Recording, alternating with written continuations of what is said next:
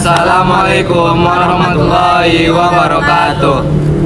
Kami dari kelompok 4, kami akan menampilkan video tentang perkembangan Islam di masa modern. Perkenalkan, nama saya M. Johan Atanto. Nama saya Ridwan Zubir. Saya Muhammad Fajar Iksan. Saya Astawina Zalia. Saya Despi Arlin Nugroho. Saya Nadia Putri Arifa. Oke. Selamat menyaksikan. Sekian, terima kasih. Yeay.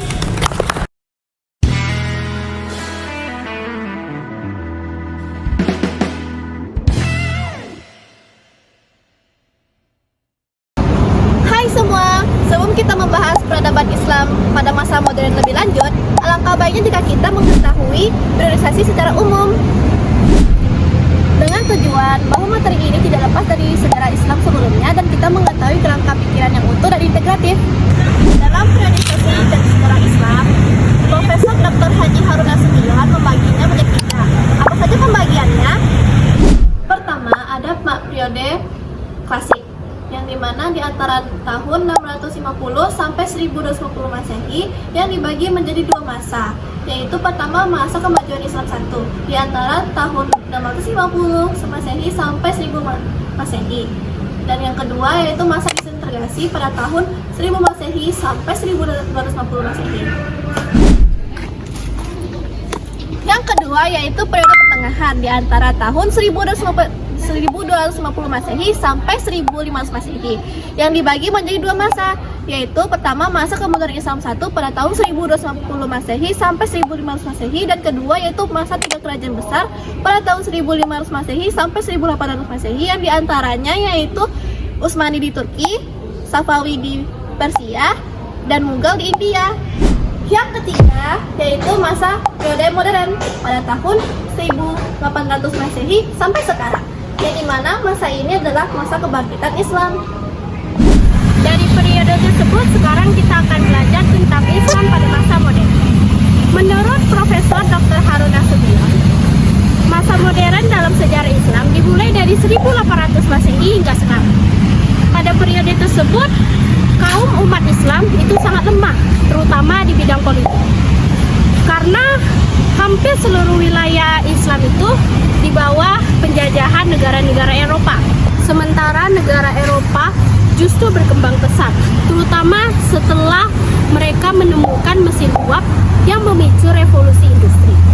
Ini merupakan teknologi seperti perkapalan dan militer yang pastinya sangat canggih. Akibatnya, negara Eropa bisa menguasai lautan dan jalur perdagangan dunia tanpa hambatan. Dalam kondisi ini, kerajaan-kerajaan Islam mulai runtuh, seperti kerajaan Safawi dari Persia dan kerajaan Mughal dari India yang jatuh ke tangan Inggris pada pertengahan abad ke-19.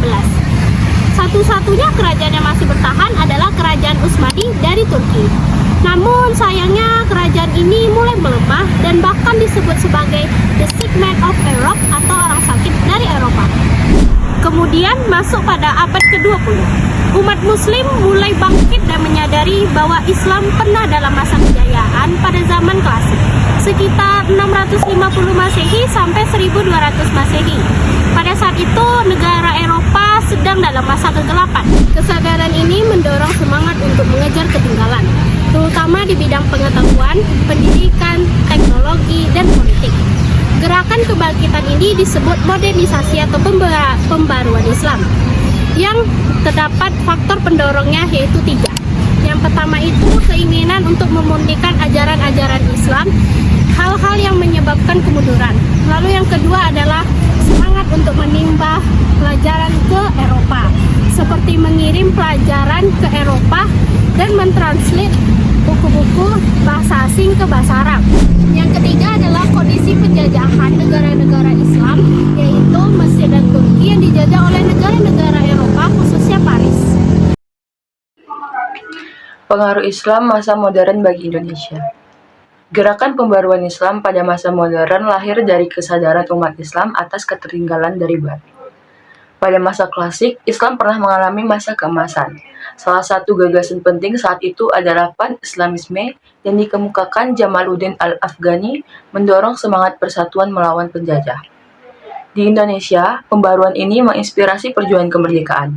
Sejak dibukanya Terusan Suez 1869, ribuan umat Islam Indonesia berhaji, sekaligus menimba ilmu dari ulama di Makkah, seperti K.H. Ahmad Dahlan dan K.H. Hashim Asy'ari. Sekembalinya ke tanah air, mereka mendirikan organisasi besar seperti Muhammadiyah dan Nahdlatul Ulama yang berpengaruh hingga kini. Banyak haji dan ulama juga memimpin perlawanan terhadap penjajah.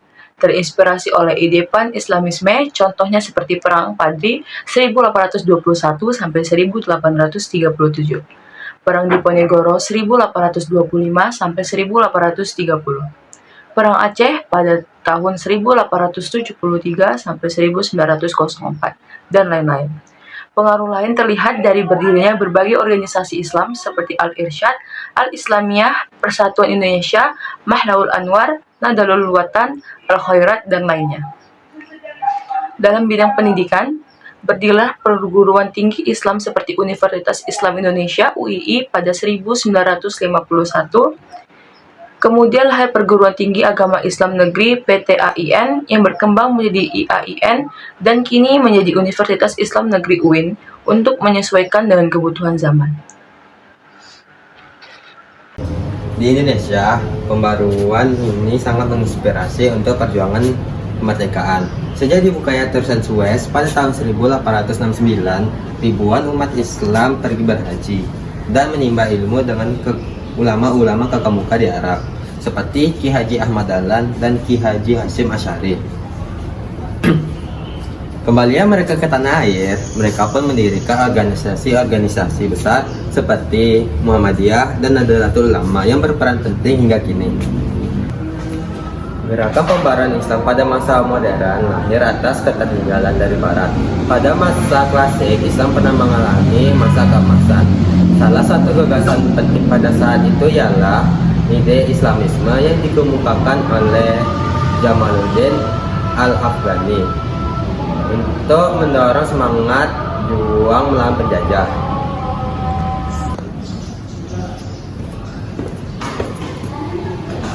Banyak haji dan ulama juga memimpin perlawanan penjajah yang terinspirasi dengan ide Islamisme ini. Contohnya seperti Perang Diponegoro yang terjadi pada tahun 1825 hingga 1830.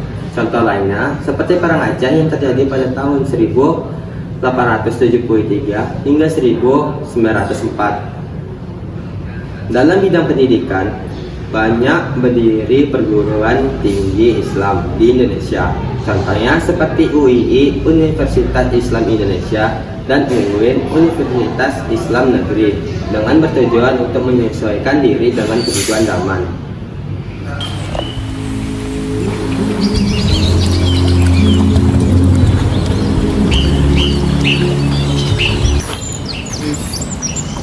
Aziz, kau tidak bosan membaca terus? Lihat temanmu di luar sana bermain terus. Aku tidak bisa berhenti, Bu, karena di buku ini terdapat gambar manusia. Aku ingin mengetahui cara bekerjanya tubuh manusia ini. Kau seperti mata air yang tak pernah kering, nak. Tapi ingat, belajar itu butuh istirahat. Aku ingin suatu saat aku pergi keluar, menjauh dari desa dan pulang membawa sesuatu untuk desa. Aziz meninggalkan Safor dan menjejakkan kakinya di kota besar, mengejar ilmu meskipun kesepian dan penuh dengan tekanan.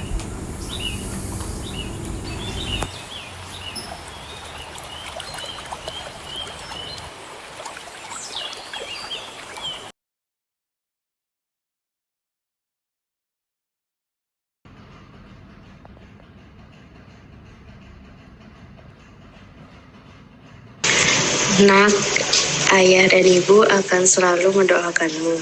Jaga dirimu baik-baik ya. Selamat pagi anak-anak semua. Pagi, Pak. Hari ini kita akan membahas tentang genetika. Ada yang tahu tak siapa yang bisa memperbaiki DNA? Saya Profesor. Saya yakin memahami sel adalah kunci menyembuhkan manusia. Kalau begitu bersiaplah, perjalananmu akan sangat panjang dan sangat sepi. Aziz pun menempuh kehidupan barunya di Amerika. Kau tak pernah pulang lebih awal ya? Profesor, coba lihat ini. Sel DNA ini rusak, tapi dia memperbaiki diri dia. Saya ingin tahu bagaimana cara dia memperbaiki dirinya. Kau bukan hanya seorang penemu, tapi kau juga seorang penggali. Teruskanlah, dunia akan berterima kasih padamu. Dengan bahasa yang masih terpatah-patah, Aziz tetap yakin dengan tujuannya. Dan tahun demi tahun, kerja keras Aziz membuahkan hasil. Dunia pun mulai mengenal namanya. Sistem perbaikan eksisinum dan tidak yang berperan penting untuk menjaga sel DNA dari sinar UV.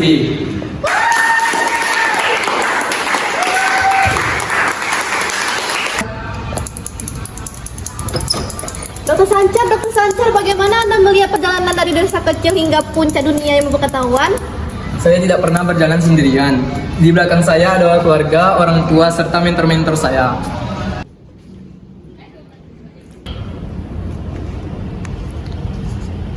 Profesor, apakah dulu Anda benar belajar dengan lampu minyak? Iya benar, saya ingin kalian belajar dengan cahaya lampu yang sangat terang. Seperti di desa kecil ini. Kau telah menepati janjimu, Nak. Ada yang tahu nggak sih, tokoh tersebut bernama Aziz Sancar yang lahir pada 8 September 1946 di bidang biokimia dan biomolekuler. Dia mendapatkan kewarganegaranya itu di Turki dan di Amerika. Dan Aziz Sancar adalah seorang perbaikan biologis dan jam biologis. Penghargaan yang Aziz Sancar dapatkan adalah memenangkan Nobel Kimia di tahun 2015 sebagai penelitian di bidang DNA. Dan dia memiliki seorang istri yang cantik yang bernama Gwen Bole Sancar. Gelar spesialis yang pertama kali seorang Aziz Sancar mendapatkan yaitu adalah di perbaikan DNA dan jam biologis. Lalu pekerjaan Aziz Sancar saat ini adalah sebagai kedokteran di Universitas Istanbul, dan sarjana yang dia dapatkan adalah pertama kali di Universitas North Carolina in Louisville. Nah, jadi apa sih hikmah yang dapat kita ambil dari materi peradaban Islam pada masa modern? Yang pertama adalah menguasai iptek dengan landasan ilmu agama yang kuat dan kokoh untuk kemajuan umat. Yang kedua, mengkaji Al-Quran, hadis, atau yang lainnya sebagai pondasi untuk kemajuan peradaban Islam. Yang ketiga, memahami lisan secara komprehensif dengan mempelajari ilmu-ilmu tersebut. Yang keempat, belajar sejarah untuk mengambil pelajaran yang baik dan buruk di masa lalu. Yang kelima, berpikir secara dinamis, sebagaimana disebutkan dalam Quran Surah Al-A'raf ayat 13. Dan yang terakhir adalah memperkuat ukhuwah Islamiyah, wataniyah, dan basyariah.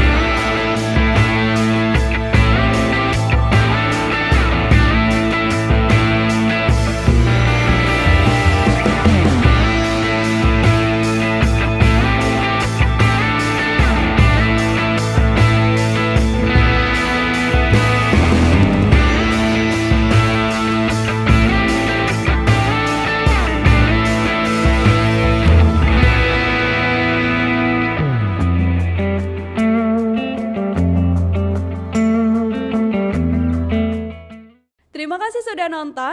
Jangan lupa like, subscribe, dan share ya.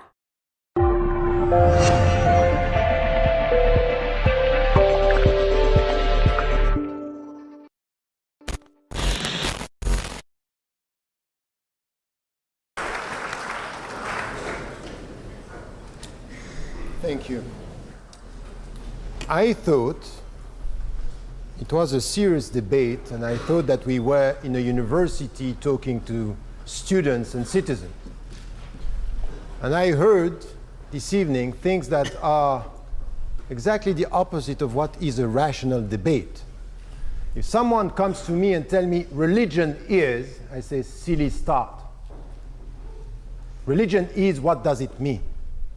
And the way you just talk now about Islam is, and coming with things that are completely wrong as to the facts. By the way, I was myself on some position against Al-Qardawi that you quoted, but he's one of the few who said that apostasy is not punished by death.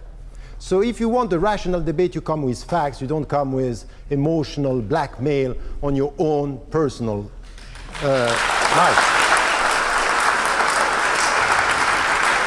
And then you start your discussion with anecdotes, with facts that are taken from history, and you build the history out of facts like this. I can do exactly the same with any ideology in the world. So if you do like this is not a rational debate. No, sorry. I have 6 minutes, and so that's not a rational debate. These are anecdotes just to attract the attention towards something which is a superficial, essentialized positioning. And you did exactly the same. So let me start by saying the proposition here, by saying religion is, or religion harms, is by definition the wrong start, and we have to say no to any kind of essentialization. That's very dangerous. And by supporting this propositions, you are dangerous minds. So I would say that from the very beginning, you were talking about undermined rationality. We start with it, with this proposition. Now let me say a few things about that. 4 problems we have here. The first one is, by starting in such a way, we have a binary vision of reality. On the one side, we have religion. On the other side, we don't know exactly what we have, because you said secular. I'm sorry, secular is not atheism. Secular is a system within which we have multiple religions. So don't confuse secularism, which has all the benefits, versus religion. You start in a way which is not scientific. This is not historical. This is nonsense. So,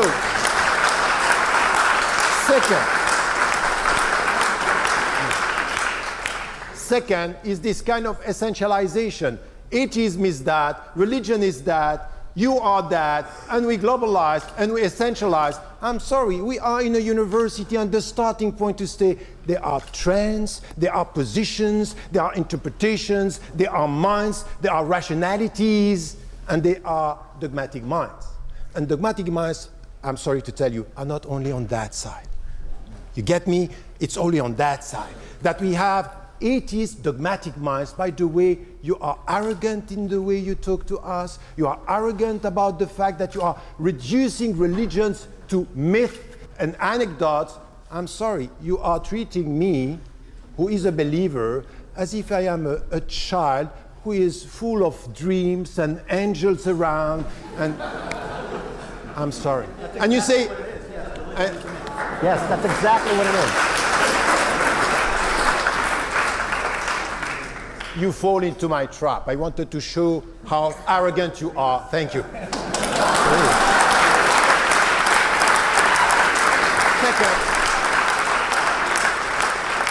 Second, I'm right. Sorry? I'm arrogant because I'm right? You are doubly arrogant. Yeah, so, too bad. You're still wrong. Let me finish. I'm arrogant. You're wrong. That's fine. I'm wrong, and I'm humbly wrong, and humbled by you being right. Anyway, the point is that here we have also to take into account history, and just to look at history and to look at what religions brought to humanity. And when you come to this, yes, there are many things that were wrong and many things that are tremendous wealth and richness intellectually, rationally, culturally, socially. Yes, many things were good coming from religion. So to reduce this to some anecdotes, it's not scientific, it's not historical, it's dangerous once again. And the point is, in a university, what I want from my fellow citizens, what I want from the students is to start with a sense of complexity, is not to come with simplistic judgment that are from the very beginning very dangerous. Stop about this. And the point is that you have to reject such a proposal because it's dangerous to come with a binary mind, with a very simplistic vision, essentializing the other and say you are dangerous by definition. We are never dangerous by definition. We are dangerous by action, not by definition. So that's my conclusion. My conclusion here is to say, if you look at, because you were distinguishing between the individuals and the social and society, that's okay. So when it comes to religion, you essentialize, and when it comes to the people, you say, no, I'm not talking about the individuals. And I would say, look at what religion, because the definition of religion is important.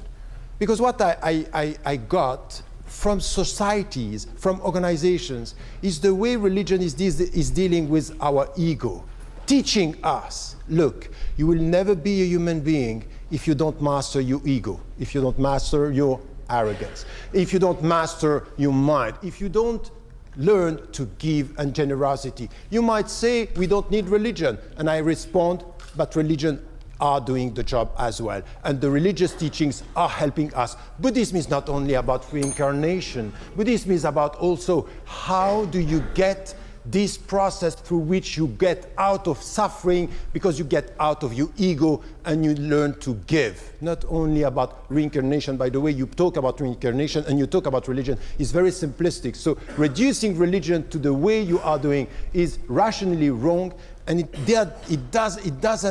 is not honest with the very deep teachings that we have with religions in history and now. Generosity, compassion, and the last thing is, religions today are reconciling us with one thing that we all need in this room, is coming to the very big question of life. Why are we here, and what are our goals and ends in this life? And if only these questions are remaining with religion, keep religion and be humble. Thank you.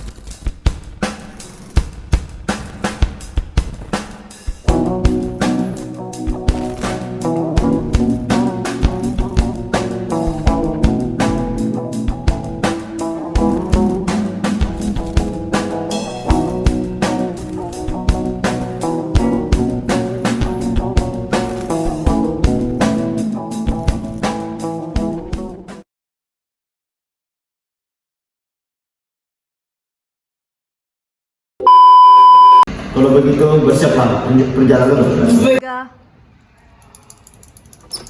Dokter Sancar, bagaimana Anda melihat pemandangan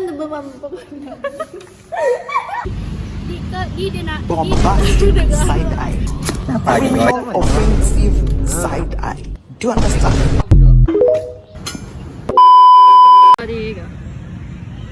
Kesadaran ini mendorong semangat untuk mengejar buat kata-kata dulu, kata-kata seram. Des. Bahasa Inggris apa? Iya udah mantap Kak Eli. Annabella, Cok. Takut aku. Jauh kali mainnya, Cok. Udah mantap. Johan. Udah. Noda. Karena gentayangan. Noda. Ini jadi horor. Terlalu basah, Jo. Tambah merah-merah. Terlalu basah, Jo. Bahaya nih. Ini sebenarnya dikit loh, Des. Ya lanjut lah, kalian dulu video. Aku nunggu Jon. Ya, Jon. Kau banyak, Jon? Nih Bu, saking capek udah tidur ya. Bu, Tengok Bu. Nggak kerja, Bu. Bangun yuk. Dalam sejarah Indonesia pula baru pertama kali. Sebelum kita membahas peradaban Islam, dalam periodisasi sejarah Islam, pakar 800 Masehi sampai sekarang, yang dimana ini adalah masa kemajuan Islam, masa kebangkitan Islam maksudnya. Dah, hidup dah. Mundur bagai lah, ya Allah. Kejauhan itu. Gini kan gojok. 2, 3. Assalamualaikum warahmatullahi wabarakatuh. Kami dari kelompok 4. Apa lah? Jangan lanjut lagi, dikat aja. Dikat aja nanti. Dikat. Ya dikat aja. Ulang lagi. 1, 2, 3. Assalamualaikum warahmatullahi wabarakatuh. Kami dari kelompok 4. Kok diam sih? Perkenalan apa? Oh ya, dari Kojo. Apa kelompok 4 materinya? Perkembangan Islam di zaman modern nggak sih? Iya, perkembangan Islam. Siapa bilang? Enggak lah, ngapain lagu? San. Kami dari kelompok 4. Ya, Isa yang ngomong ya. Perkembangan Islam pada masa modern. Ya. Habis itu perkenalan namanya dari mana? Dari Johan. Oke. 1, 2, 3. Assalamualaikum warahmatullahi wabarakatuh. Kami dari kelompok 4. Apa sih? Kali. Oh, tapi yang 4 lah, jangan kelompok 4. Kami kelompok 4. Kami ke yang 4. Kalau Jon, Enggak, aku nggak bisa. Aku tapi dulu tuh ngomong. Dah. Kayak sesuatu. Udah yepengnya. kita berapa? Kelompok 4. Bab. Babnya bab 4. Iya, bab 10. Bab 10. 3. Aku tidak bisa berhenti, Bu, karena digambar astagfirullahaladzim. Wabarakatuh. Kami dari kelompok 4. Kami akan menampilkan video tentang apa tadi? Perkembangan Islam pada masa modern. Abu aja lah, Mama. Ya lah, despet. Wina. 2, 3.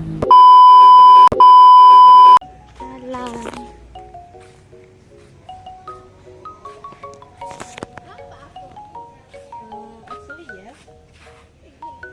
Ada nampak. Udah. Kameramen depresi. Hai guys, Wina lagi manjat guys. Tak bisa aku menahan.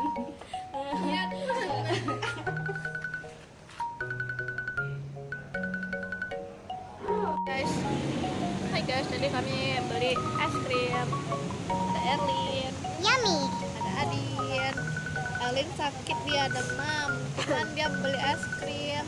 Terus ini hari hujan. Bebis, Sama aja sih. hujan. Saya beli es krim. Oke.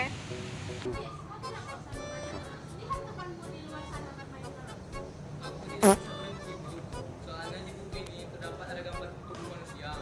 Karena aku ingin belajar bagaimana cara bekerjanya tubuh ini. Tupat di sini.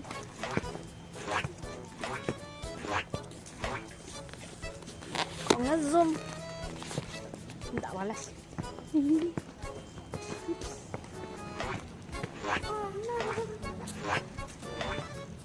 Kau nggak mau shoot aku? Nggak.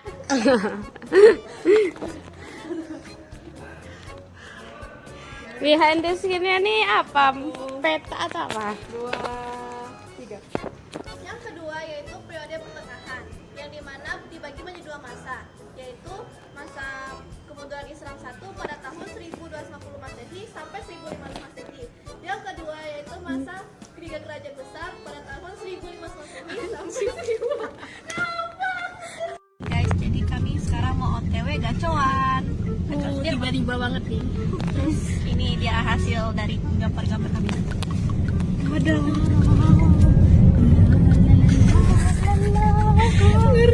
I see you tulisannya. I see. Ini gimana gitu ya. Oke, sekian. Dadah.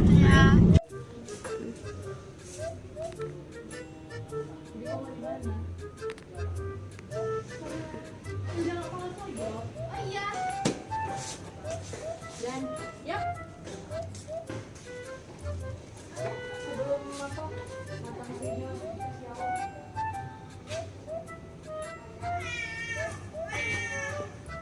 Wah, itu wilayah dia tuh. Wah, bodoh lagi cek. Aku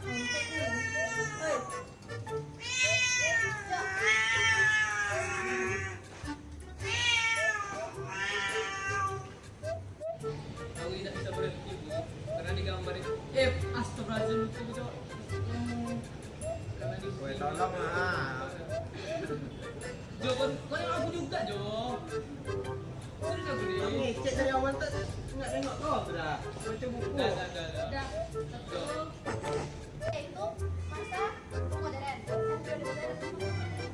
Ini adalah masa kemajuan Islam, masa kebangkitan Islam maksudnya sampai sekarang. Yang dimana masa ini adalah masa kebangkitan Islam.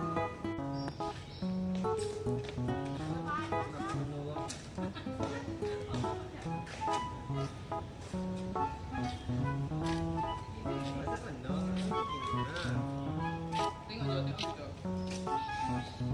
Enggak kau nih bicara sambil nengok dulu.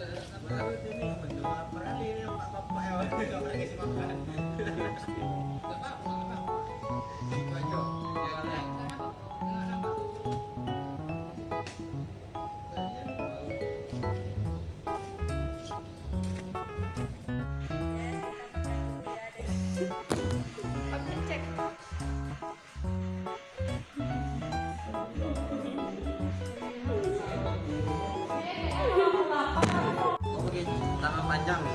Kau tengok. Siapa suruh nak pakai lengan panjang? Absurd. Cepatlah.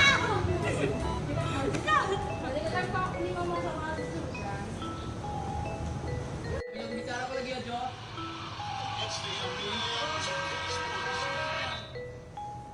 Wih. Jatuh apa aku?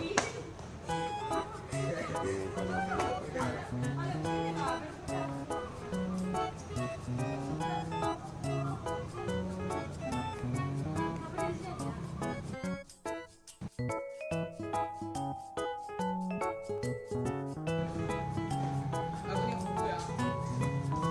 Aku nih buku tuh nanti setia nih. Nampak apa ya? Nampak apa ya?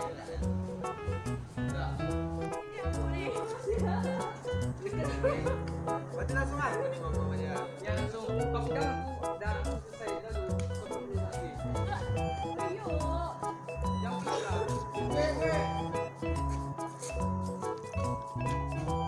Dekat sikit lagi. Ya Allah. Main lagi coba. Cepat.